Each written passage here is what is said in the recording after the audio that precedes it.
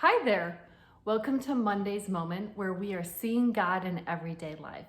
Today's topic is relationships, and I can't think of a better way to understand relationship than to look at God Himself.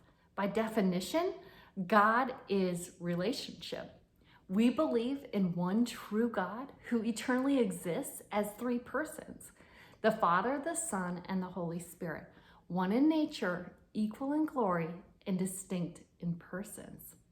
In his book, The Reason for God, Tim Keller sees the Trinity as a dance. And the early church fathers used a word called perichoresis that described the interrelationship within God. And what we see is this interdependence, this interpenetration of being, that God is one, He's distinct, but there's this movement and dynamic between God as they are glorifying one another, worshiping one another, serving one another, obeying one another. And so we see a God who is love, that is freely giving, and we see that He created us out of this relationship that He had within Himself. Other gods created man because they needed love, they needed worship, they needed service. But our God, He created for a whole other reason. He was totally satisfied and fulfilled within Himself. But He created us because He wanted to. He wanted us to join the party. He wanted to have fellowship with us. He wanted us to join that fellowship that He enjoyed within Himself.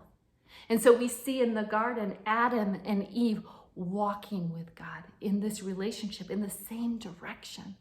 And that's what God intended for us. In order to walk in the same direction, we need to submit to one another. And so within this dance, we see God giving authority and submitting it back. Specifically, when Jesus went to the cross, God had given Jesus all the power and authority to do what He needed to do to redeem man. He could have done it in His own way.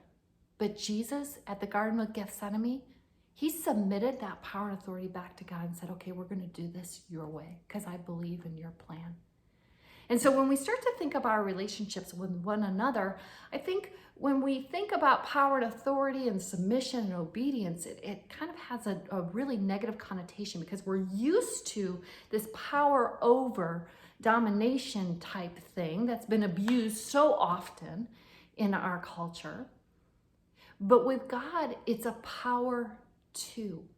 He's given us the choice. He wants us to truly and freely choose Him. And that's how He designed it.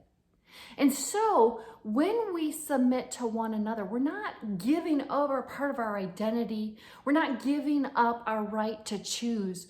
No, we're using our right to choose in a very powerful way, a way that Jesus used it. He chose to submit His power and His choice to His Father.